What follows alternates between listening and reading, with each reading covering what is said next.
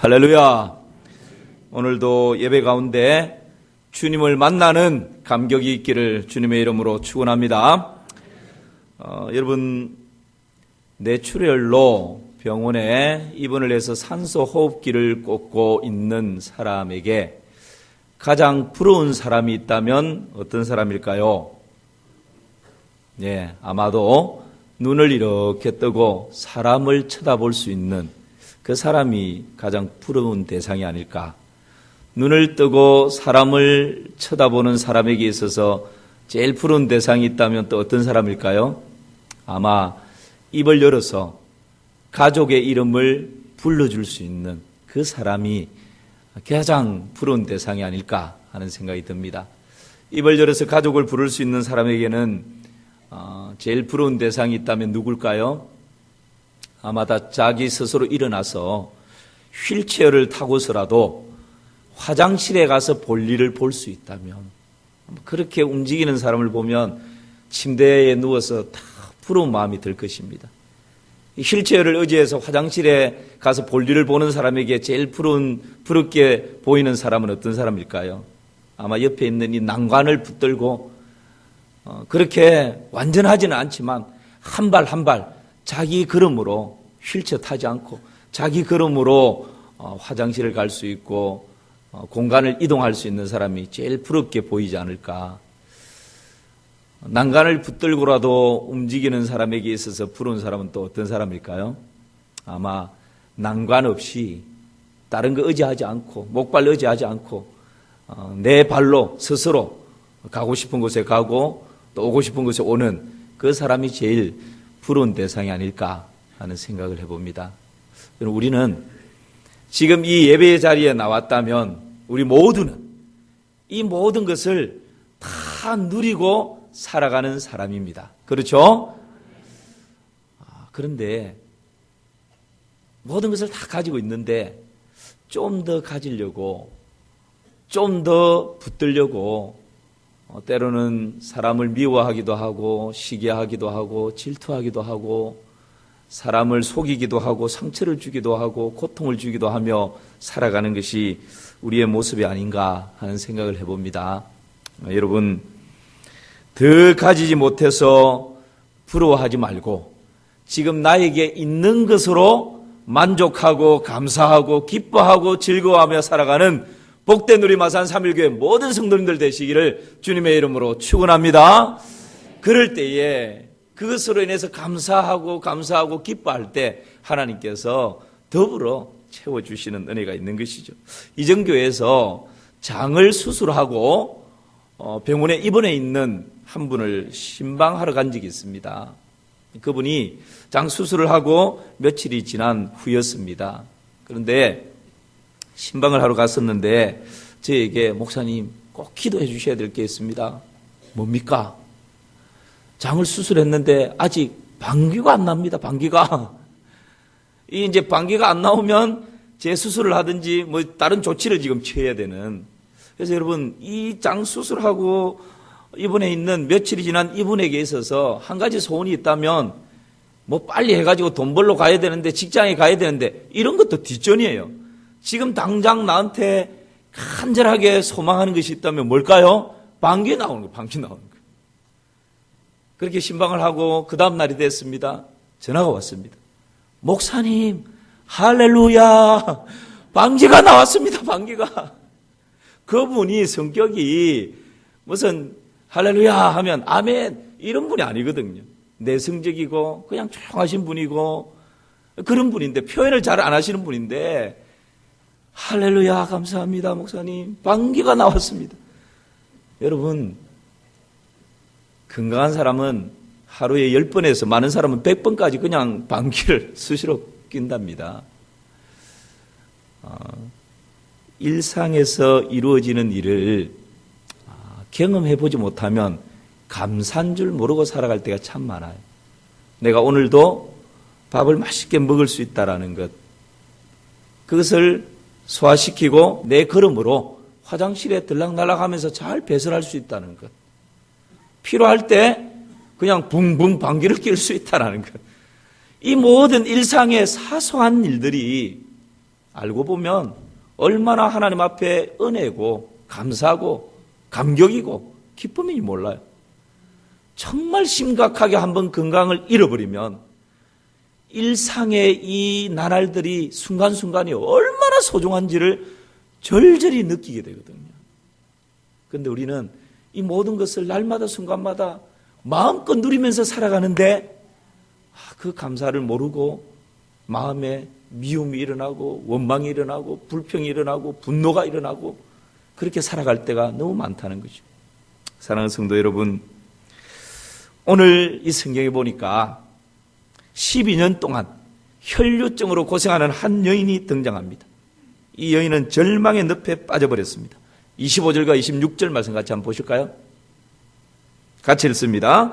12해를 혈류증으로 알아온 한 여자가 있어 많은 의사에게 많은 괴로움을 받았고 가진 것도 다 허비하였으되 아무 효용은 없고 도리어 더 중하여졌던 차에 혈류증을 앓는 여인이 나타납니다. 여기서 혈류증이라고 하는 것은 레위기 15장에 보면 유출병입니다. 하혈을 하는 병입니다.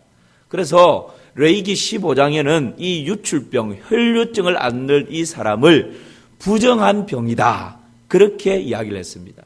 그래서 이 혈류증 앓는 사람이 어떤 물건에 손을 대면 그 물건도 부정해지고 손댄 그 물건을 정상인이 만지면 그 정상인도 부정해져 버리는 그런 병이 바로 이 혈류증이었습니다. 그래서 이 여인과 살아가는 남편이 이 여인과 더 이상 나는 못 살겠다, 그리고 이혼 소송을 내면 그것이 손가락질 받는 것이 아니라 그것은 지극히 당연하다, 법적으로 이혼을 해도 괜찮다라고 그렇게 인정해 줄 정도로 혈류병을 앓는다라고 하는 것은 이때 당시 고통이었고 심각한 절망의 병이 바로 이 혈류병이었습니다. 유출병이었습니다. 오늘 말씀해 보니까 이 여인이 이 병에서 낫기 위해서 아마 좀 유추해서 생각한다면 유명하다라고 하는 의사는 다 찾아다녔어요. 이 병에 좋다는 약은 다 먹어봤습니다. 침도 맞아보고 민간요법도 해보고 한의도 가보고 이런저런 병원에 다 가서 치료하려고 애쓰고 수고하고 노력했는데 다 헛사였어요. 오히려 그 결과가 정신적으로, 마음적으로, 육체적으로 괴로움만 더하고 고통만 더하였습니다. 그리고 이 병을 고치기 위해서 집도 팔고 적금도 깨고 보험도 해지하고 있는 재산 다 털어넣었는데 차도가 전혀 없는 거예요. 지금 이 여인의 수중에 남은 것이라고는 빚과 독촉장밖에 남지 않았습니다. 이 정도 노력을 했으면 낫지는 않아도 현상 유지는 돼야 되는데 오늘 성경에 보니까 더 이전보다 더 심해졌더라, 그렇게 표현을 하고 있습니다. 여러분, 이 여인이 이 병을 앓은 지가 몇 년이 됐다고요? 12년. 유대인들은 이 10이라고 하는 숫자를 완전수로 생각을 했습니다. 그래서 구약에 12지파가 있고 신약에 12제자가 있고 뭔가 이렇게 12명은 완벽하다라는 의미가 있는 거죠. 마치 이런 물컵에 물을 부었는데 물을 가득, 이 완전하다라는 의미는 가득 차 있는 상태, 거기에 한 방울만 더 톡 떨어뜨리면 이 물이 넘쳐버리는 상태, 이것이 여러분 10이라고 하는 이 숫자의 의미입니다. 지금 이 여인은 12년 동안 혈류증을 앓고 있는, 그것 때문에 마음의 고통과 괴로움과 절망이 가득 차버린 상태, 더 이상 희망의 빛은 비추어지지 않는, 마치 이 절망의 늪에 사람이 점점 빠져들어갈 때 나중에는 그래도 이게 머리가 목에까지 늪에 빠져도 살려주세요라고 외칠 수 있잖아요. 머리가 점점 빠져가면 손이라도 들어서 그때만 해도 누군가가 그 손을 잡고 끌어내면 살아날 수 있잖아요. 그런데 지금 이 여인의 상태는 완전한 절망의 상태라고 하는 것은 절망의 늪에 빠져서 마지막 머리카락 한 올조차도 그냥 꼬르륵 하고 속 들어가 버리는 그 찰나에 있는 상태가 바로 이 여인이 있는 이 상태라는 거죠. 그러니까 절망이 이 여인을 완벽하게 덮어버리는 그 찰나, 여인의 인생이 지금 여기까지 와 있는 것입니다. 여러분, 우리도 살아가다 보면 건강 문제로 절망의 늪에 빠지고, 돈 문제로 절망의 늪에 빠지고, 취업 문제, 진학 문제, 결혼 문제, 학업 문제, 생업 문제 등등으로 이 절망의 늪에 빠져서 마지막 머리카락 한 올까지도 이제 꼬르륵 하고 쏙 내려가는 그 상태에 있을 때가 때때로 있지 않습니까? 어떤 책에 보니까 이런 뉴스거리가 있더라고요. 결혼한 지 6개월 되는 신혼부부가 아주 대판 심각하게 막 부부싸움을 했습니다. 이 아내가 얼마나 낙심을 하고 절망을 하고 분노해서 그냥 속았다라는 마음에 막 분노가 일어났던 거죠. 남편이 잠든 사이에 끓는 물을, 펄펄 끓는 물을 그냥 남편에게 부어버려가지고 그 남편이 죽어버렸어요. 이런 것이 뉴스 기사로 실린 걸 봤습니다. 사랑하는 남편 여러분, 부부싸움하고 절대 먼저 잠들면 안 됩니다. 끝까지 눈을 뜨고 뻥을 있다가. 사람들이 이런 거죠. 절망이 밀려오면 사람들은 그냥 극단적인 선택을 해버립니다. 소극적인 사람은 자기 스스로 극단적인 선택을 해버리든지, 좀 적극적인 사람은 상대방에게 극단적인 해를 끼쳐버리든지, 이런 일들이 이 세상 가운데는 너무너무 많습니다. 여러분, 이 여인은 이런 절망이 밀려왔을 때, 절망의 늪에 마지막 머리털 한 오라기까지 쏙 들어가려고 하는 그 찰나에 어떤 일이 벌어집니까? 오늘 27절 말씀 같이 한번 볼까요? 같이 읽습니다. 예수의 소문을 듣고 무리 가운데 끼어 뒤로 와서 그의 옷에 손을 대니, 이 여인에게 한 소문이 들렸습니다. 그것이 누구의 소문이라고요? 예수님의 소문. 절망의 늪에 빠져서 이제는 쏙 들어가 버리면 끝나는데 그 찰나에 이 여인에게 예수님의 소문이 들린 거예요. 아마 우리가 유추를 해보건대 누군가가 이 여인에게 와서 물어봤겠죠. 이봐, 마산댁, 예수님에 대해서 들은 적 있어? 예수님? 그분이 누군데? 아이고, 예수님에 대해서 아직 들은 적이 없다고? 세상에 그 예수님이 이 아래 동네에 앞을 못 보는 사람 알지? 알지. 그런데 예수님이 이 아래 동네에 앞을 못 보던 맹인을 고쳐주셨대잖아. 그리고 그 예수님이 저 윗동네에 벙어리 되어 있던 사람 입을 열어서 말을 하게 해줬대잖아. 귀머거리를 열어서 듣게 해줬대잖아. 그 예수님을 만나는 사람마다 어떤 질병을 가지고 있든지 어떤 문제를 가지고 있든지 다 고침받고 새 사람이 되었대. 이 소문을 누군가 이 여인에게 전해준 거예요. 여러분, 성경에 보면 하나님에 대한 소문, 예수님에 대한 소문을 듣고 그 인생이 완전히 바뀌어진 사람들이 많이 있습니다. 여리고성의 기생 라합은 하나님의 소문을 듣고는 이 여리고성에 들어왔던 정탐꾼을 숨겨주었고, 나중에 여리고성이 와르르 무너질 때에 이 기생 라합과 그 가족만이 무너지는 여리고성에서 구원을 얻는 놀라운 복을 얻었던 것이죠. 백부장은 예수님에 대한 소문을 듣고 그의 하인을 치유해달라고 요청하고 그 하인이 깨끗하게 치유되는 그런 놀라운 기적을 경험하게 됩니다. 소로보니게 여인은 자기의 딸이 귀신 들려서 고통당하고 있는 것을 차마 아비가 보지 못하고 그 어미가 보지 못하고 예수님께 간절히 요청해서 예수님이 그 딸에게 있는 귀신을 내쫓아버리고 그 딸을 완전하게 회복시키는 그런 놀라운 기적의 역사를 경험하게 되는 것이죠. 오늘 이 예배 자리에 누군가로부터 예수님에 대해서, 교회에 대해서 소문을 듣고 이 예배 자리에 앉아 계신 분들이 계십니까? 오늘 그분들은 최고의 선물을 얻게 될 줄 믿습니다. 왜 그럴까요? 우리 인생에 최고의 선물이 있다면 바로 그분은 예수 그리스도이십니다. 왜냐하면 예수님을 만나면 육신의 질병이 치료되는 것뿐만 아니라 죽어가던 우리의 영혼이 살아나기 때문입니다. 예수님을 만나면 절망의 늪에 빠져있던 우리 인생이 희망으로 바뀌어질 수 있기 때문입니다.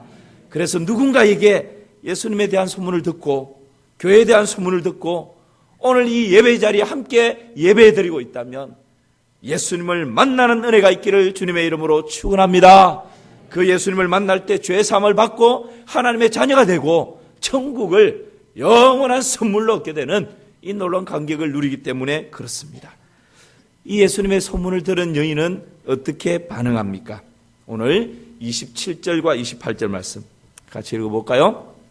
시작. 예수의 소문을 듣고 무리 가운데 끼어 뒤로 와서 그의 옷에 손을 대니 이는 내가 그의 옷에만 손을 대어도 구원을 받으리라 생각함일러라. 아멘. 이런 놀라운 소문을 듣고 보통 사람들은 두 가지 반응을 합니다. 하이, 내가 예수가 아니라 예수 할아버지를 만나도 내 병은 안 돼. 그 유명한 의사 내가 다 찾아가 봤잖아. 좋다는 약 안 먹어본 게 없잖아. 그런데도 안 낫는데 그 예수 만난다고? 안 돼. 나는 이제 끝났어. 나는 더 이상 희망이 없어. 그리고 소문을 들어도 스스로 포기해버리는 사람이 있어요. 그런데 그 소문을 듣자, 그래? 예수가 누군데 눈을 뜬다고? 말을 한다고? 죽었던 자가 살아난다고? 그럼 나도 그 예수를 한번 만나봐야지. 믿음은 들음에서 나고 들음은 그리스도의 말씀으로 말미암는 줄 믿습니다. 들었을 때에 행동으로 옮기는 거예요. 이 여인은 그 예수님을 만나기 위해서 예수님이 계신 곳으로 달려갑니다. 예수님께 가까이 가려고 하는데 많은 사람들이 예수님을 에워싸고 있습니다. 그래서 오늘 성경에 보니까 사람들을 막 헤집고 그 사람들 속에서 끼워서 예수님을 만나기 위해서 예수님 앞으로 가까이 아마 애를 쓰고 용을 쓰고 그렇게 해서 예수님 가까이 갔습니다. 그런데 차마 맹인들처럼 다윗의 자손 예수여 나를 불쌍히 여겨주소서, 나의 이 병을 고쳐주소서. 차마 이 여인은 자신의 병을 드러낼 수가 없는 거예요. 그런 용기가 없는 거예요. 다윗의 자손 예수여 나를 불쌍히 여겨주소서, 나를 살려주소서. 사람들이 듣든지 말든지 사람들이 핀잔을 하든지 말든지 그 예수님께 담대하게 소리칠 수 있는 용기가 없는 거예요. 그래서 이 여인은 어떻게 합니까? 예수님 면전에 가서 예수님 볼 수 있는 용기도 없어서 가슴이 이 엉어리를 가지고 12년 동안 알아왔던 이 질병을 부둥켜 안고 예수님의 뒤쪽으로 갑니다. 예수님 보지 않는 곳으로 갑니다.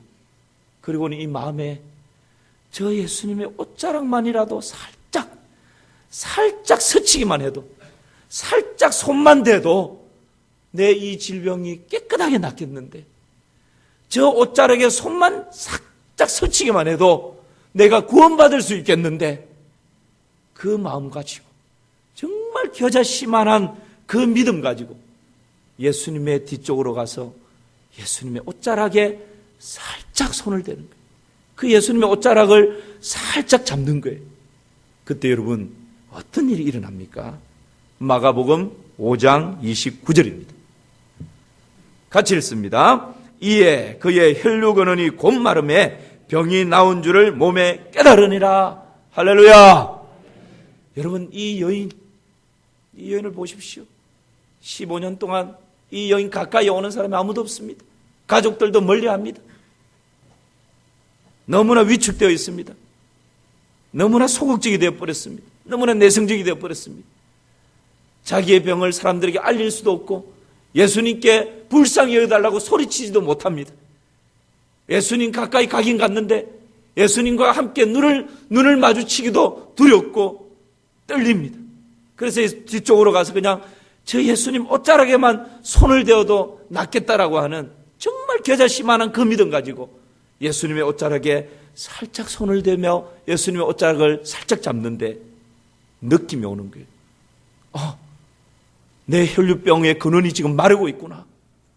내 이 유출병의 근원이 지금 치유되고 있구나.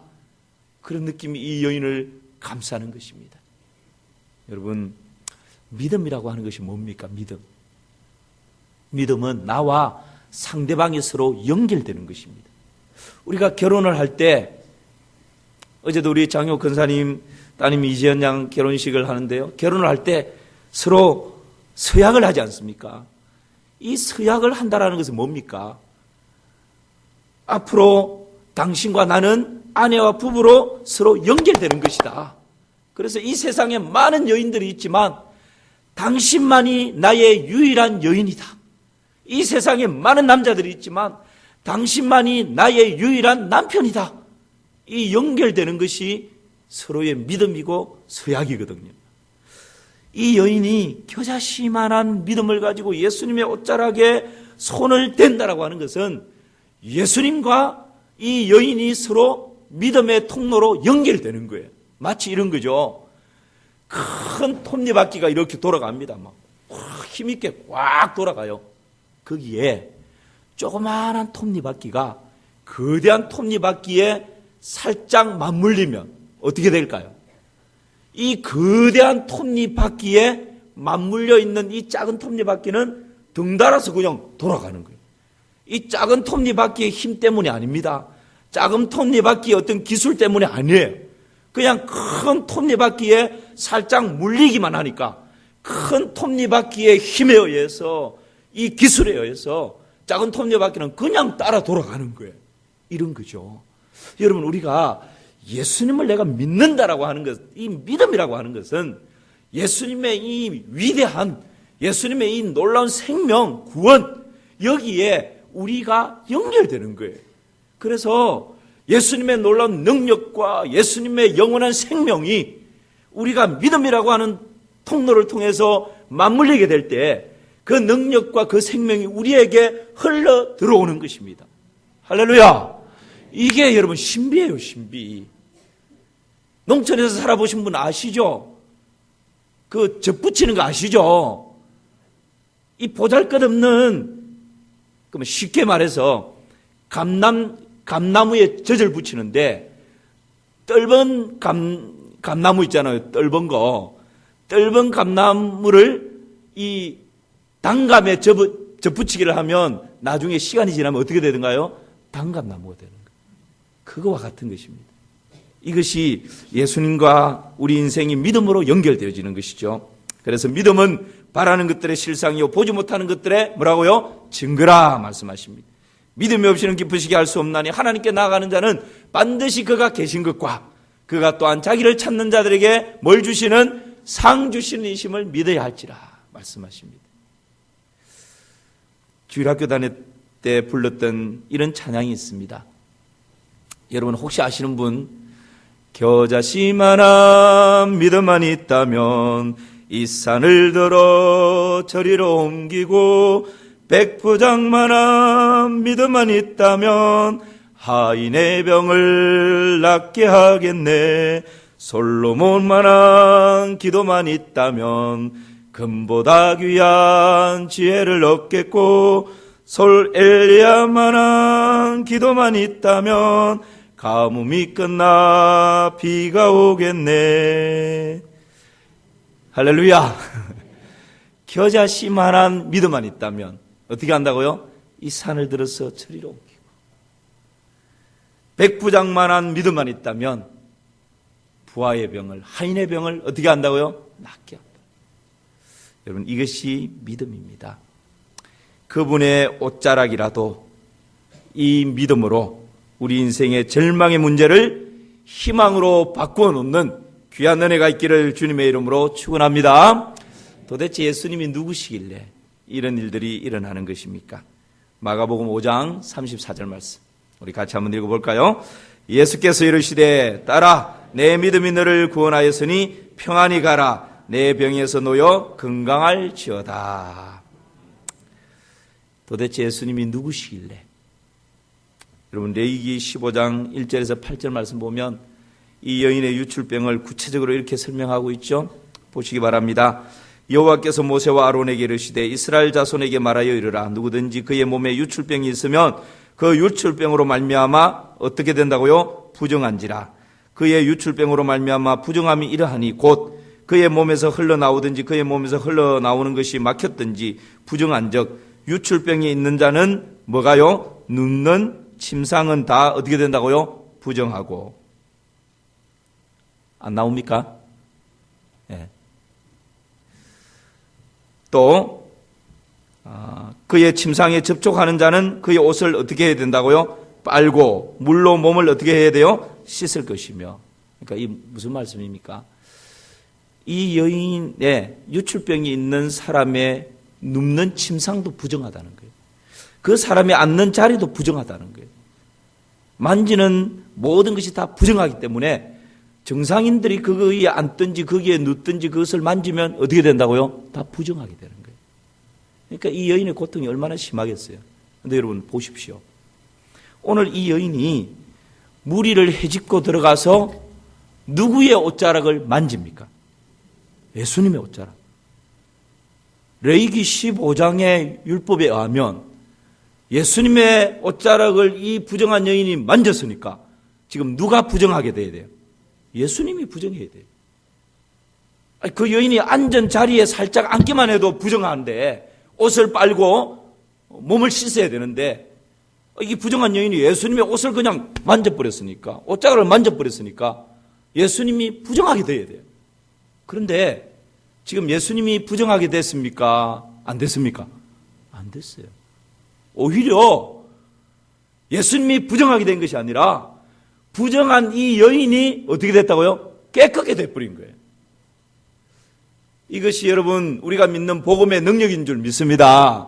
세상 사람들도요 부정탄다고 소금을 뿌리고 어디 그 초상난 데 갔다가 오면 무슨 출산한 데는 며칠까지 가지 않고 이런 어떤 나름대로의 그런 규칙이 있거든요. 그런데요 예수 그리스도를 믿는 자, 복음을 믿는 자들은 그런 세상의 것에 얽매이는 것이 아닙니다. 우리에게는 자유함이 주어지는 줄 믿습니다. 이것이 여러분 예수 믿는 사람들에게 있는 놀라운 특권이에요. 이 세상 귀신이나 악한 영들이 이 세상의 관습이나 어떤 그런 문화들이 예수님 믿는 우리를 얽매일 수가 없는 거예요. 묶어놓을 수가 없는 거예요. 우리에게는 영적인 자유함이 있는 것입니다. 이것이 여러분 예수 믿는 우리에게 있는 놀라운 능력이죠. 이 여인이 예수님의 옷자락을 만졌다라고 하는 것은 어떤 의미가 있습니까? 이런 의미가 있습니다. 여러분 구약에 보면요, 죄를 지은 사람이 그 죄에서 속함을 받기 위해서는 어린 양을 한 마리 끌고 와야 했습니다. 그리고 그 어린 양에게 안수를 합니다. 이렇게 손을 얹고 안수를 하면 어떤 일이 일어납니까? 이 사람이 가지고 있던 모든 죄와 허물이 이 양에게로 다 전가된다라고 표현을 합니다. 다 옮겨진다는 거예요. 그리고 이 양을 속죄물로 잡아서 죽입니다. 그러면 내 죄가 이 양에게 다 전가되어졌고 양이 나를 대신해서 죽었기 때문에 내 죄가 없어지는 거예요. 이것이 예수님 오시기 전에 구약의 죄를 속하는 방법이었어요. 그런데 이사야 53장에 보니까 메시아 예수님 오실 것을 내다보면서 이사야 선지자는 어떻게 말하고 있습니까? 그가 찔림은 우리의 허물을 인하며 그가 상함은 우리의 죄악을 인함이라. 그가 징계를 받음으로 우리가 평화를 누리고 그가 채찍에 맞음으로 우리가 나음을 입었다 말씀하십니다. 무슨 말씀입니까? 예수님께서 우리 인생의 모든 허물과 죄와 가난과 질병과 저주를 예수님이 다 전가 받으신 거예요.